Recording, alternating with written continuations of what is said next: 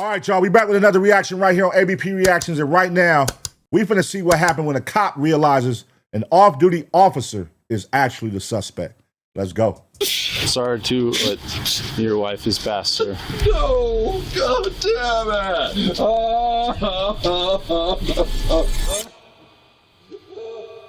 4 days earlier.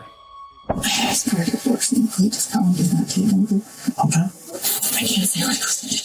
I know what I said. I know what he was going to do. This is 48-year-old Kendi Howard. Just hours earlier, she was arguing with her husband, Dan Howard, about wanting a divorce. If finalized, Kendi would have received nearly $1 million from their marital assets. What? But that would never happen, because 4 days after this footage, officers find Kendi dead in what looks like a self-inflicted tragedy. Oh, come on, bro. I'm sorry, I'm not laughing at her death, but it's so obvious. I tell you that I want a divorce, and I'm gonna get $1 million when I leave you, and then 4 days later, I'm dead. But it's self-inflicted. Why would I kill myself? I'm gonna get $1 million about your ass. Boy, what am I gonna kill myself for? It's so obvious, stupid. In my pocket. She's in the bathtub. Yep. No heartbeat. What police don't yet fully realize is that the scene has been meticulously staged by Dan himself. He is a former state trooper who knows exactly how to manipulate a crime scene. And even though officers find troubling clues that are suspicious, it doesn't matter, because Dan will get away with murder. Yeah, he's upset, but it's not real waterworks or anything. Why does she think you killed her mom? Yeah, you did, dude. No, I didn't. I'm just afraid he'll get away with it. Why? Because he is smart. You haven't caught him yet.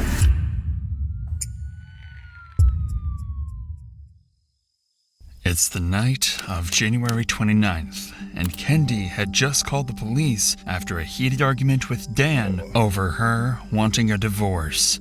After the welfare check that night, officers arranged for Kendi to stay with her Well, I'll be parents, damned. hoping it would keep her safe. But just 5 days later, Kendi left her parents' house and returned to the home she shared with Dan. That same night at 10:43 p.m., Dan called 911, reporting something that would send police racing back to the house.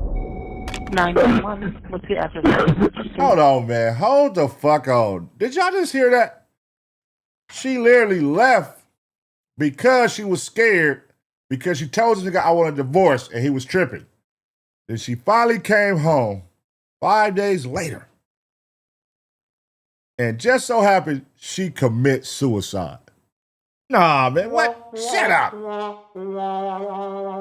Nigga. And you're there? And I took myself out? Like, some shit just be so stupid. But let's keep watching. 911. What? What's the matter? Tell me where you're at. She shot herself. Okay, take a deep breath for me. Take a deep breath. Okay, hold on for me.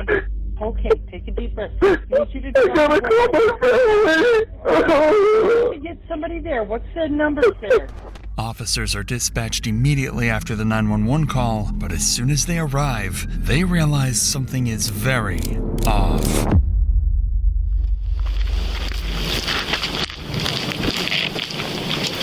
Sir?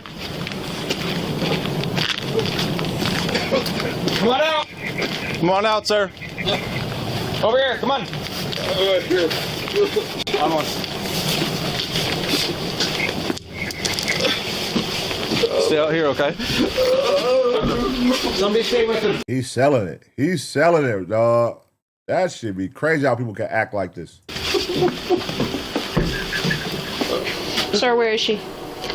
Sir, upstairs in the bathroom. She's upstairs in the bathroom? Okay, upstairs in the bathroom. Let's go. Your gloves? In my pocket. She's in the bathtub.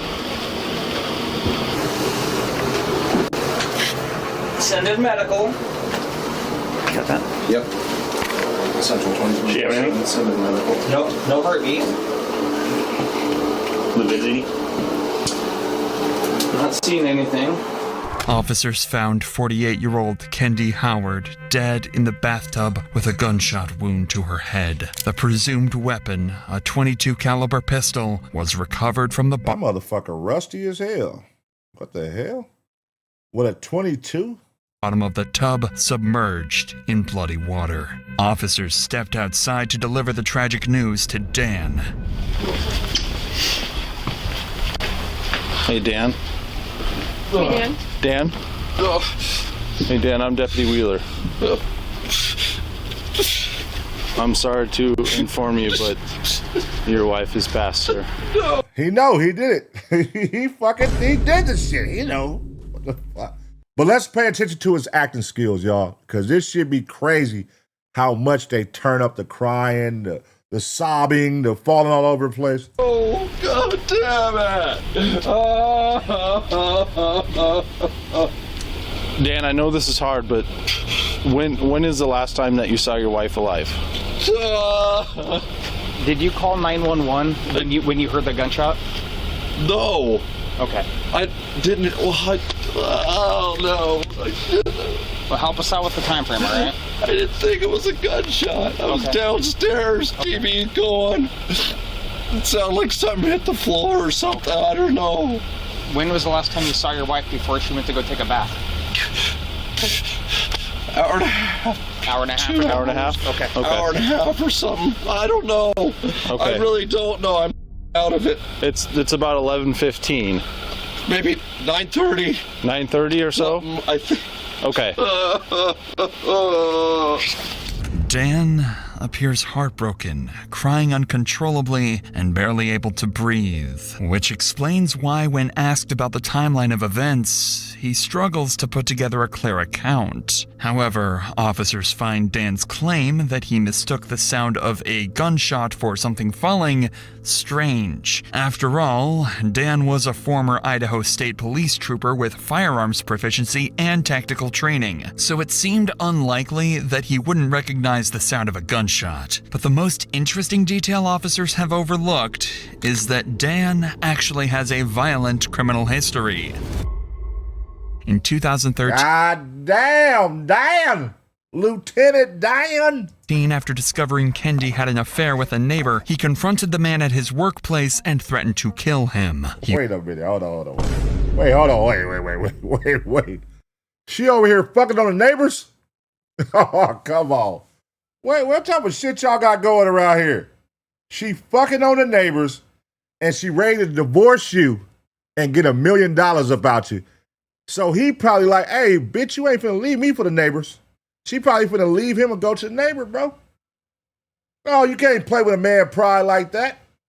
You cheated on me, and then you try to take my money? Oh, that's a double whammy. Yeah, a lot of niggas gonna snap. Later faced stalking and harassment charges, including tampering with the man's vehicles and firing shots at his house. Dan pleaded guilty, served 4 months in jail, and resigned from the Idaho State Police. What? This daunting information would be the first sign that Dan's claims may not be as truthful as they initially appeared. Whoa! Back at the house, police continued examining the scene, and while nothing screams foul play yet, it's when they start speaking with Dan that things shift. His strange mannerisms, unconvincing sobs, and a few careless wordings make officers genuinely suspicious, hinting that his grief may be more of an act than reality. Ah, fuck! He's upset, but it's not real waterworks or anything. Oh. He's freaking out and like gagging, but no tears. He's not shedding any tears, guys. This one's interesting because as I can't peg him as a suspect or anything, but us in our line of work, we kind of know what to do and what not to do. But it's funny that the gun's in the bathtub. Can we get fingerprints on the window? So in this case, GSR on the hands. well, that was he was asking. He was like, "Well, what are they doing in there?" And he was like, "That's a stupid question. I should know that." Officers noticed Dan making sobbing noises and covering his face, yet no tears were ever visible. To make matters more complicated, the gun Kendi allegedly used was found submerged in the bathtub, making it impossible to confirm through DNA who pulled the trigger. And soon, officers would find more suspicious details inside the house. Uh-oh. We're out of here. And then That's women's clothes. That's a purse. That's a Victoria's Secret duffel bag. And a Victoria's Secret duffel bag. And then there's a list of stuff. That's why we have your. I got you. There's a list here of I'm useful for how they're going to something. split things. What officers just discovered is game-changing. They find a packed duffel bag with women's clothes and divorce papers showing Kendi would have received nearly $1 million if the split went through. It looked She was trying to leave. She had her bags packed, and she said, let's go over this paperwork, nigga. Here's what I'm taking, here's what you keeping, and this is what I want. Bingo. All right, yeah, just follow me up these stairs real quick. Let me go show you something upstairs in the bathroom. Let me go show you something in this bathroom. It's like she was ready to leave, but instead, she turned up dead under circumstances that appeared self-inflicted. But what officers discovered next would take that suspicion to a whole new level. No. I've looked into the water temp.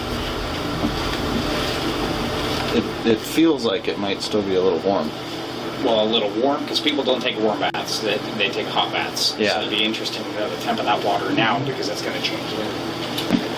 Well, and the bubbles are still, so it's kind of looks like it's fairly fresh. And you got the bubbles and all that stuff in your pictures. Yeah, because the bubbles are still, they're popping right now.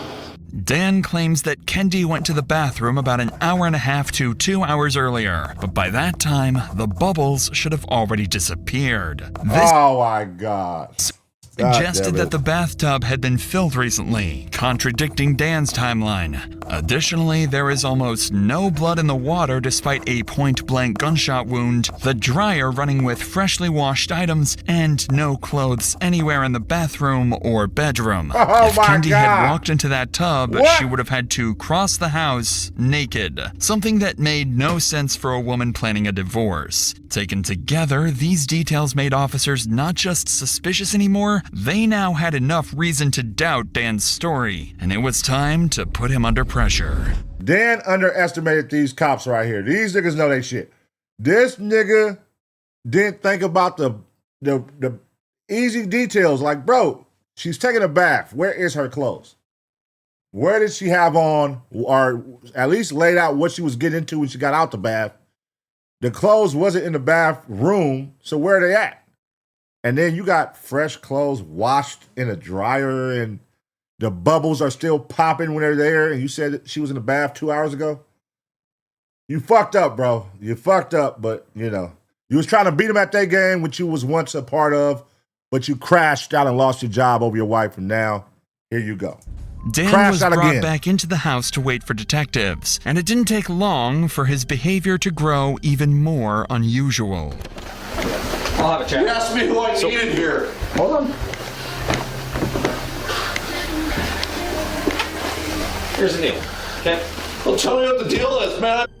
The deal is. Oh, Then you're going to listen to what Damn we it. say, all right? Right now, this is a crime scene. We don't want anybody that's not here to come. If he wants to park down the street and sit in his car until he's allowed to come in, that's fine. He just can't come into the house. Tell him that when he gets here. I will. Please. I have no problem with that. How pathetic am I, man? What's that? How pathetic am I? Not at all, sir. I can't imagine what you're going through right now. Take a drink of water. Hey, you just can't wash your hands. Yeah. Okay. Can I get the boys a cup of coffee? Oh, we're okay. appreciate Thank it. you. I got an entire thermos that I'm sure I'll make it through by end of shift. All right. Thank you very much, though. Thanks for the offer, sir. I don't want to be the total asshole. Officers noticed Dan's dramatic mood swings. One minute, he was distraught, covering his face, and the next, he was calmly offering deputies coffee. His self-pity seemed more focused on himself than on the tragedy of his wife's death. These shifts could be signs of over-control slipping. A man trying to manage impressions only for stress to reveal sudden lapses into irritation or inappropriate normalcy. Finally, the detectives arrived and Dan's questioning began. You want to have a seat at the bar or something where we can... I don't know, man. You just found your wife dead in the bathroom upstairs and you offering to make a cup of coffee for the cops. That don't really, you know what I mean? I don't know, Dan. You know, for at least the first day, at least play like you can't do nothing. At least play like you're too weak to do anything for the first day, Dan. God damn, you over here offering to make cops make coffee for all these niggas? Have something flat to write on here. No, I mean, would you mind coming over? So, what was going on tonight? I had marital problems. Mm-hmm. And she flipped when she realized that the house has to be liquidated too. She went upstairs and she always takes a bath before bed. So I heard the bath running and I heard something hit the floor, I guess. Didn't sound like a shot. I didn't think it was a shot. Was down there watching TV, drank a beer, looked at my list, trying to think, you know, I don't know, I guess I lost track of time. But I come upstairs.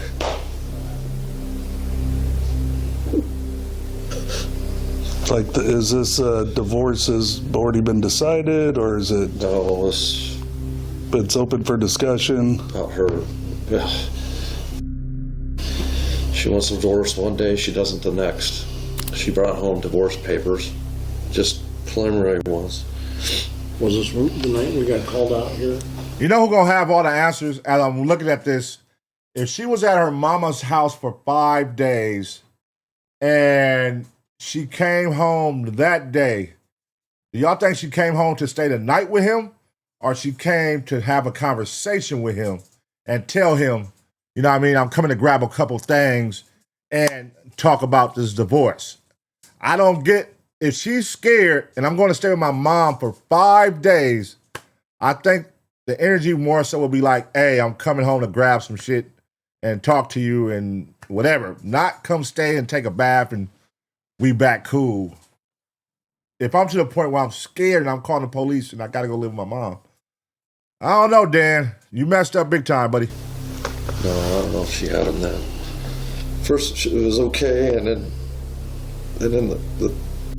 it wasn't. And she didn't like the idea of liquidating the house down there.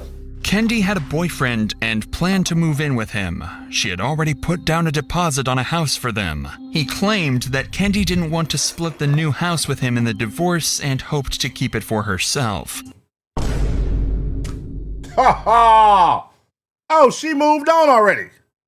She was out of there. She got a whole new boyfriend and moving out and got a house with a deposit. Come on, bro. It's easy to solve this. Since the down payment had been made while they were still married, the house was considered a marital asset. However, this didn't make sense if she had taken her own life. In fact, it suggested she was looking forward to the future and was ready to move on. Detectives asked Dan about the gun and how Kendi obtained it, but he quickly steered the conversation towards something that would support his version of events instead. Okay. Where'd the gun come from? Oh. I bought that for her years ago. And I had it in my safe till Sunday. We had most of the list done. And we finished it tonight. But on the list, she's gonna let me have my safe and guns. And, then she pick something in. I'd pick something, and one of the things she wanted was her gun. So I went and got her gun. And put it where? When was that? I think I just put it on the counter here. We were up here. You know. Dan, that makes no sense, Dan. That makes no sense. She's running from you. She got a new house. She got a new boyfriend. She's happy. She's excited. And then all of a sudden, she just wants to take her life because of you? He's downstairs here. This is when we had our first problems. And she's upstairs with that gun. We were having problems, and I told her, I said, I can't work out. She had a gun in her hand. She put it up to her head. She freaked me out. And I thought, for sure, here we go. And dropped the gun, shot through the floor. I shot through the floor and hit the tile by the wood stove. And so I repaired some things downstairs. I took the gun away. Same gun? Same gun. Did she ever make any statements that had you concerned about her well-being? Yeah, about every day. Well, it's just, she's so emotional. She tells us, well, we should split up. And I agree with her. And she'd go the other way. How long has this been going on? Did he not know she had a boyfriend? The neighbor, she fucking the neighbor, and he wifed her. This hitch, last hitch, we're pretty distant, you know. I knew something was up, but... Last month, then? Yeah, whatever that turned out to be. The detectives pressed further, asking if Kendi had been cheating on him again. They were aware of the 2013 incident with the neighbor and used these questions to probe for any hidden motives that might point to Dan as the suspect. A way Well, the neighbor looked like Ricky Tan. Was that Ricky Tan? to tie him to the crime. You suspect she was cheating on you again? I asked her that. I asked her that to give me closure, because, you know, that would be it. She said she hadn't been. You believe it? Man, her behavior, I don't know. What It the just doesn't hell? add up. Okay. Did she ever talk about winning a divorce last time? No. She did, didn't she? I left. And then she asked for me back, and I did. I came back. By now, they were growing more suspicious of Dan, but they still didn't have enough to prove his guilt. It seemed like for every question they asked, he had an answer ready. So detectives pressed forward, relying on his cooperation so far and hoping he wouldn't request an attorney. We could understand some of our concerns here. You guys are going through a tough time. Someone ends up deceased. There's only two possible reasons, you understand? Not accusing anything, we just got to take a look at everything. I never touched her. Yeah, sit down for me for a second.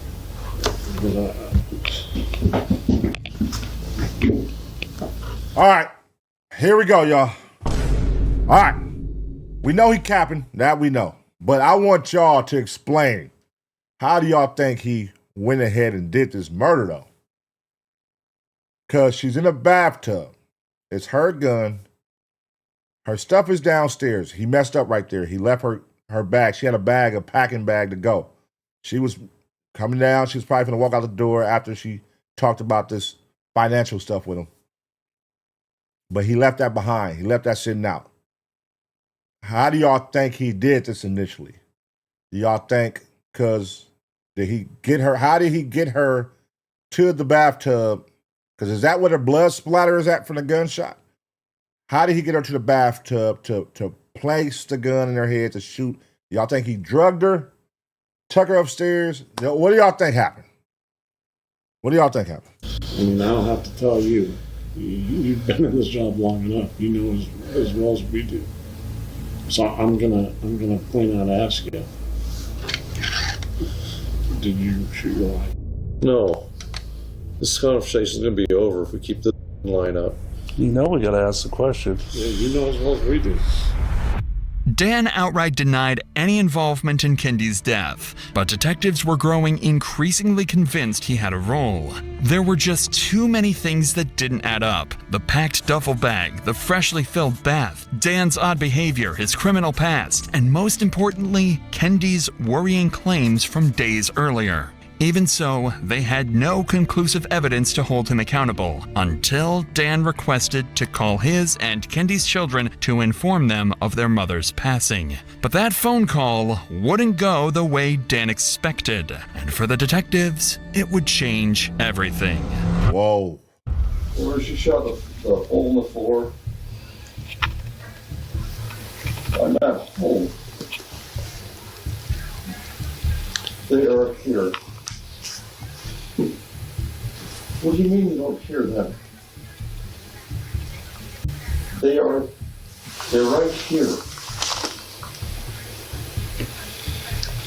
What? What are you talking about? Oh, you gotta be kidding me. Oh. What? What happened? No. I'm not saying you are. What happened? Told her we're liquidating the houses, both of them. And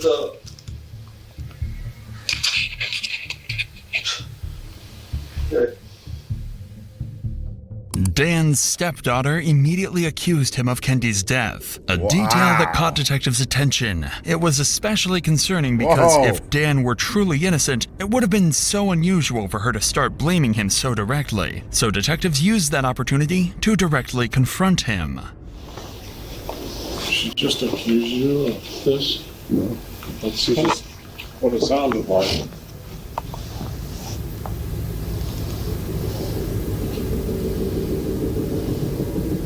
Why would she do that, Dan? Oh, they on your ass now, Danny.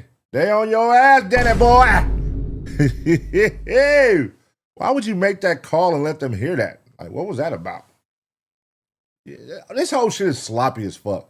For him to be an ex-cop, this is pure emotions got the best of him, and he's doing sloppy work right here. Like, everything is sloppy about how you did this.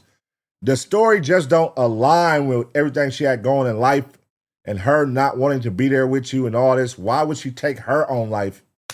Nigga, I'm not trying to be here with you. I done moved on. I got my spot. Me and my boop, boop. We gone, nigga. I got my money, and I was gone. She's out of here, bruh. And she finna get $1 million about you. Who the hell you know is moving on with somebody they really want to be with in life, just put a deposit down on a house, and about to get $1 million that's going to kill themselves? Make that make sense. Why would you think you did this? I don't know if she does. Dan, I was across the room and I could hear her. Oh, I know. She's angry. Why would you think you did this? What in the world would give her that impression? There's no way in the world she believed your mom would want to believe their moms would do that. Well, they also don't want to believe that their dad would do it. Yeah. So why would she? I haven't heard somebody that angry in a long time. She's emotional. I'll be honest with you, I was not expecting anything like that. Me neither. Oh, wait, why you walking off? Why you walking off, Dan? Dan? Where you going? I think you killed your wife. I have no idea. Because I gotta tell you, that phone call put chills down my spine. You did it, didn't you, Dan? No, I didn't. Ah. I didn't think so, but now, after listening to that, I think you did, didn't you? How the hell are you? How the hell? Oh, she wasn't here. Get him the crack. Well, What does she knows that there's a divorce going on? What does she know? She knows something. She wouldn't have reacted the way she did. Well, I don't know what it is. She obviously had concerns if that was her knee jerk. Okay. Well, you understand where we're coming from? Because I have talked to my daughter about that. You think all you want. All right, he about to ask for a lawyer. Guarantee he about to ask for a lawyer now. No, I didn't. Despite detectives' pressure, Dan didn't budge, insisting he had nothing to do with Kendi's death. And at the time, they lacked the evidence to prove otherwise. He seemed to have covered his tracks meticulously, and for now, he remained free. Complicating matters, the coroner's exam found nothing pointing to homicide. With no immediate proof, detectives began a long, methodical investigation. Knowing they had to build the case from the ground up, they obtained a search warrant and collected evidence from the scene, noting suspicious clues like the running dryer, the lack of blood, and Dan's odd demeanor. Still, the scene resembled a possible suicide. Most importantly, they couldn't arrest Dan due to the lack of immediate probable cause. Without autopsy results, forensic evidence, or witness testimonies, arresting him prematurely would risk the case falling apart in court. Dan's claims, including his insistence that Kendi had been suicidal, needed to be disproven. The only ones who could help them challenge these claims were Kendi's children. Ooh, and you think they're not gonna help? This nigga that they know is crazy that's been harassing their mama and she wants to get a divorce and their mama come up dead? You think they not finna help? They finna help, nigga. They finna air your ass out. So detectives brought them in for interviews, hoping to use their statements against Dan later on. What they didn't anticipate was that one of the kids would have a very different perspective on what happened that night. So, when we talked the other day, I guess today, what do you think? What are your thoughts? What do you think happened? I know he shot her. I know. I don't feel like there's probably going to be anything to prove that. I know how he is. He would have thought that out. I feel like he probably was going to do that Friday, and when she woke up, he didn't have his chance that he wanted, and she went back home, and she shouldn't have went back home. Yeah. Would it be normal? I mean, if she, if we wanted to flip out over this house, to go upstairs, undress, somehow make it from the bedroom to the bathroom naked, because there are no clothing in the bathroom. That's not super weird. Right. No. Okay. She takes a bath almost every night. It's odd for her to not take a bath. That would be weird. Okay. Pour a bubble bath, not just a bath, but take time, put bubbles in it. Put her hair up so her hair doesn't get wet. No, that's also normal. Okay. She didn't want her hair wet ever. See? So he's attention to detail, and he know that the kid's gonna confirm everything he did. He's smart. He's very smart. In a bath. And then get in the bathtub and commit. There's a problem with that, and it's what bugs me the most. I've thought about it several times. She's getting her done and her done. She obviously has a little bit of issues with how her body looks. There's no way in hell she'd be okay with people finding her naked. Kendi's daughter was fully convinced that Dan had killed her mother. Although everything about that night seemed to align with how things normally went, her daughter knew something was off. Even with everything seeming as normal as it could have been, Kendi's daughter was certain Dan was responsible for her mother's death. Meanwhile, when detectives interviewed Kendi and Dan's son, they were surprised by his reaction, because unlike his sister, he believed his father was completely innocent. Well, I'll be damned. Here we go. The kids are conflicted. She was on the phone talking with people right up near the end. That she talked to you before? Mm-hmm. Yeah. And there was nothing mentioned, about being depressed. In fact, it was the opposite. Yeah. So that seems a little odd. I don't know. I don't think he did it. She wrote a will on Friday when she was down there. I don't know if you guys heard that yet or anything. That's what her told me. I was like, she packed a bag, left, and then came back the next day, even though she was super scared. And she wrote a will that day, though. That's almost like, it doesn't make sense to me. It's like, why would you go down there for a day, write a will, come back to someone that you're scared, that you're deathly afraid of, with a will in your hand then? After the interviews and evidence collection, a few key details stood out in Dan's favor. Details that carried heavy legal weight. She wrote a will that day? Wait, what the fuck is going on? Wait, do y'all think the dad might not be guilty? Y'all think Dan might not be guilty? Let's keep watching. Kendi's will seemed to support his claim that her death was a suicide. With no concrete evidence, Dan wasn't charged. For nearly 2 years, he lived as if nothing had happened, 2 believing he years. had gotten away with murder. But investigators, convinced he was involved, kept working day and night to find something that would finally tie him to the crime. That's when they made their breakthrough. Investigators realized that Kendi had likely been killed before the gunshot was even fired. Experts reviewing the autopsy confirms that the angle of her wound was inconsistent with a self-inflicted shot, as it was slightly downward, suggesting someone else had pulled the trigger. She was already dead by the time the gun went off, which explained the unusual lack of blood in the bathtub. Adding to the suspicion, investigators noted that the dryer had been started about a minute after Dan's 911 call, an apparent attempt to destroy evidence. There was no escaping the evidence. Dan's time was... Well, you can take the clothes and you can find the blood on the clothes. Like, huh? All right, let's keep watching. Up. Dan was arrested in 2023 and his trial began in 2024. The trial lasted about 2 weeks, during which 62 witnesses testified. After 62 witnesses. 8 hours of deliberation, the jury returned with a guilty verdict, ensuring that witnesses. Dan would be held accountable for Kendi's tragic death. Dan killed Kendi because he couldn't bear to lose her and their shared wealth. Her desire to leave him, along with the possibility of losing everything, pushed him to commit murder instead of letting her go. Damn. Dan Howard was found guilty of second-degree murder in the killing of Kendi Howard, as well as the related domestic battery charge. He was sentenced to life in prison without the possibility of parole for the murder, with an additional 10-year sentence for the domestic battery charge. This ensured that he would spend the rest of his life behind bars, never able to harm anyone again. Damn. Damn, Dan. Damn, Daniel. Damn, Daniel. Yeah, Dan, you fucked up, man. You fucked up big time. You thought you was bigger than the program. You thought you knew the program because you was once part of the program.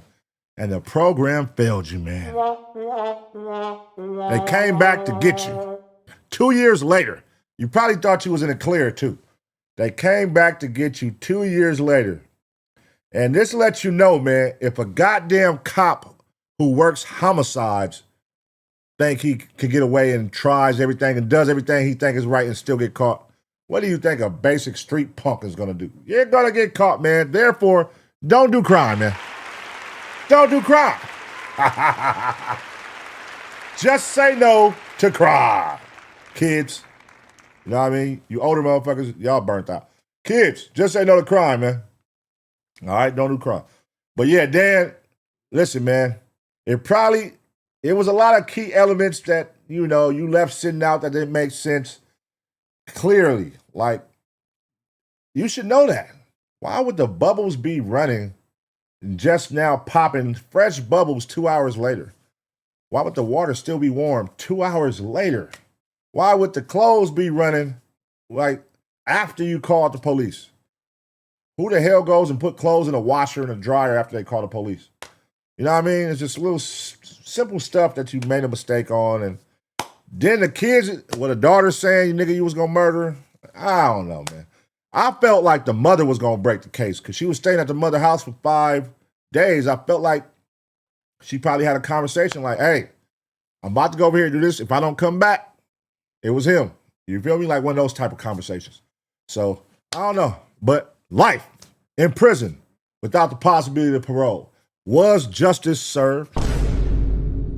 Did Dan get what he deserved? Or do you feel like Dan was innocent, man? They got the wrong guy, man. Let me know in the comment sections. I'm going to give you 2 seconds to smash the like. And as always, get ready for the next reaction.